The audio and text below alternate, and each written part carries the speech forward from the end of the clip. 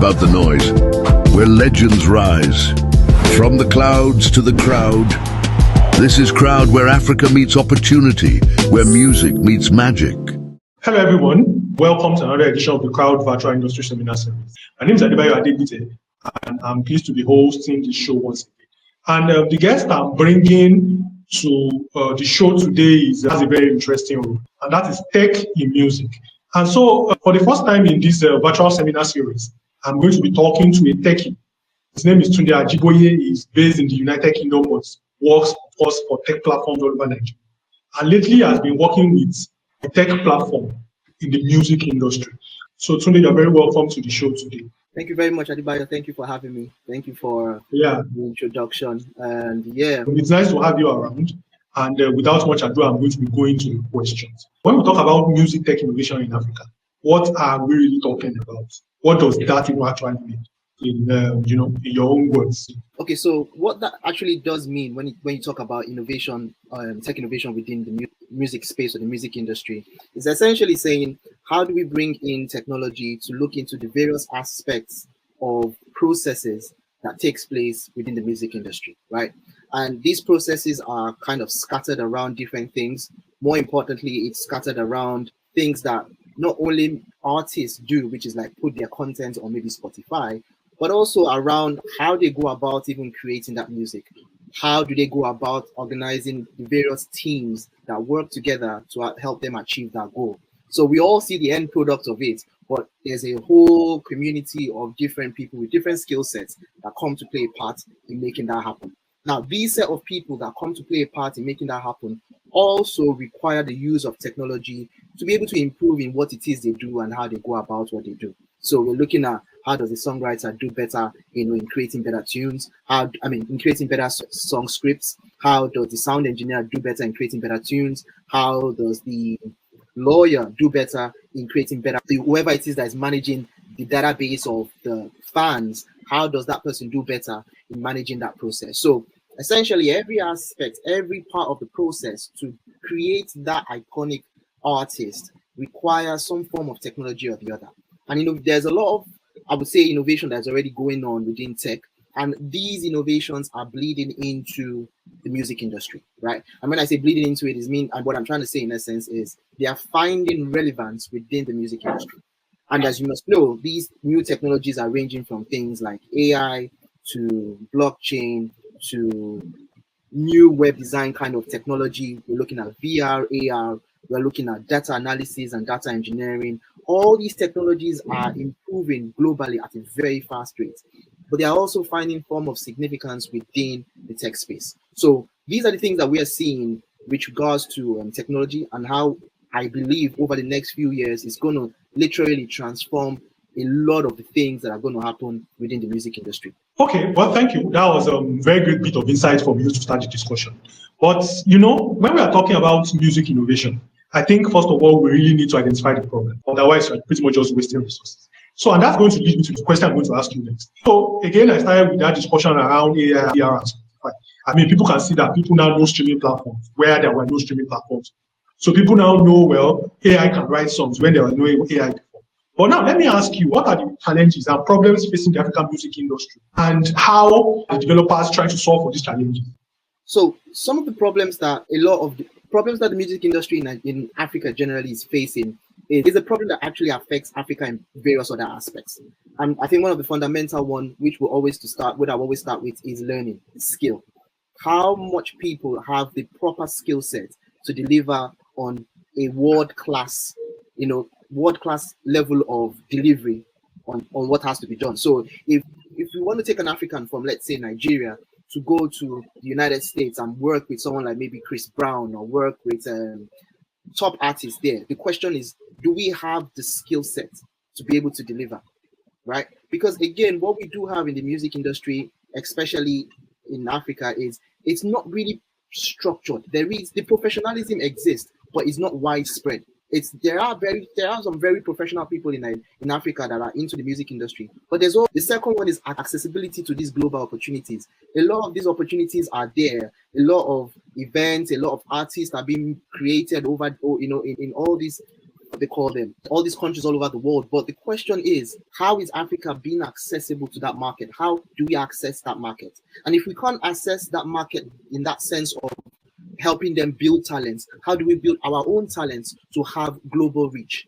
Now, there's been a lot of success. We have people like Davido and we have people like Wizkid and Burna Boy. But the truth there is the success is you can count it with just one, with just the fingers of your hand, basically. Like you can have 5-6 different artists that have become global icons, right? In a country that has 180 million, the proportion doesn't even add up. If you have 180 million and we can only count 5 of our stars that are out there doing successful work in music, we've not done really well.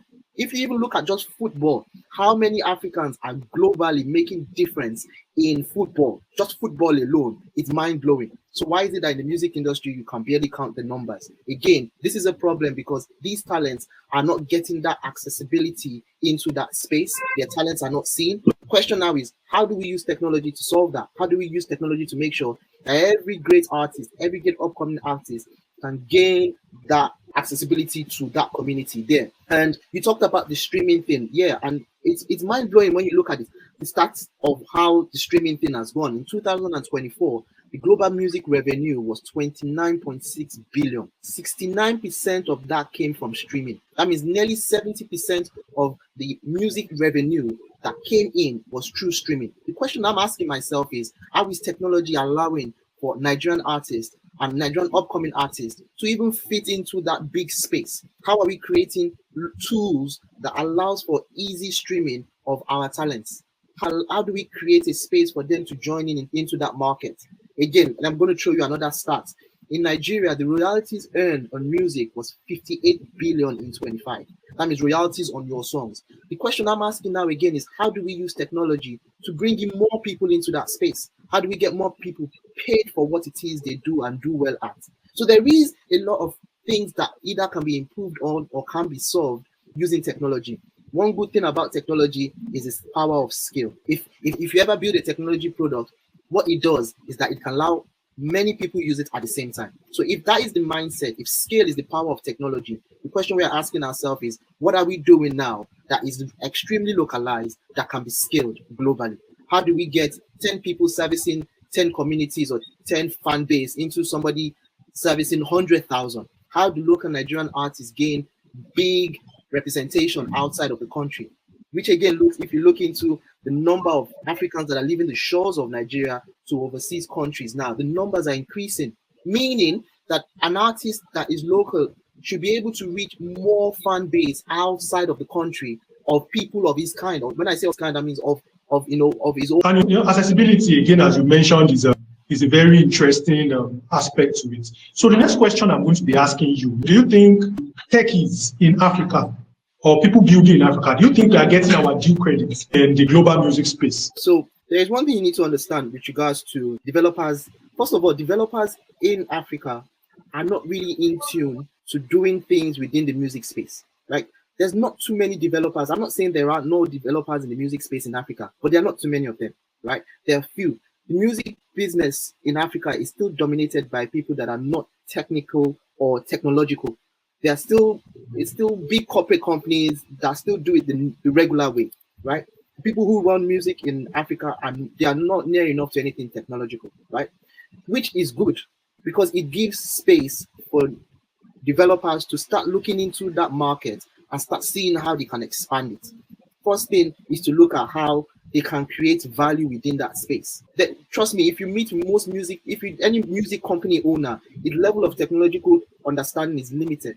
So there is a market for those kind of people that have access to a lot of artists, access to the market, but have no technological understanding. So we can't say we're not getting our dues because we've not even put anything down to be able to get something back from. You have to give something to get something back. So the first thing is we need to start creating tools that are locally significant, but also globally useful, right? Start with creating something that, even if it's an AI tool, that can help this artist do this way. Have it work for that artist, and let's get another artist to also use that tool. And then have that local significance. Build that market locally. And then go after doing that locally, go global. But we need to first of all start from creating within. We need to first of all start by creating and solving local problems. And we don't have that many developers.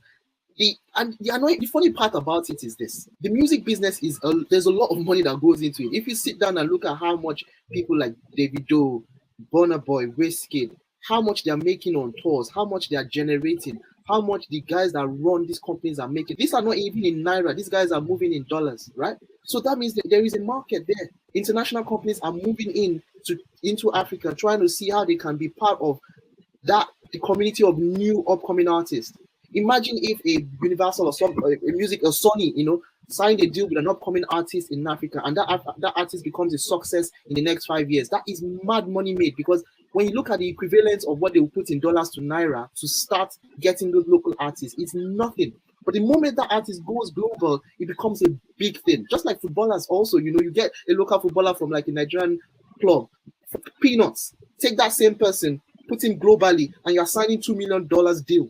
The point there is this: developers are not looking into the music industry because they don't think or they don't understand how big it is. And I'm saying this now because they are not. There's hardly any. You're still seeing a lot of them being fintech, trying to build the next fintech. We have more fintech in Nigeria, and I don't even think people even use them. Like, why are you still building more fintechs when you can build more apps within the music space? How are you helping 5,000 artists to become better at what they do? How are you connecting them? There is money in the music business, but developers are not looking into that space.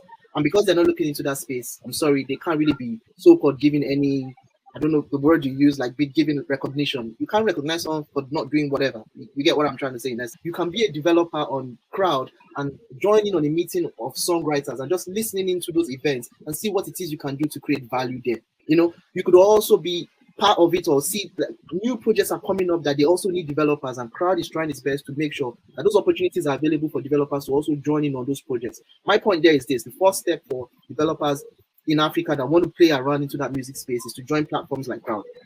Be part of that community, see what's going on, learn from what is going on, what part of the opportunities that come your way, engage, and then start building. Okay, again, thank you very much for that insight. So I'm coming to the issue of technology, and I'm thankful that you mentioned Crowd.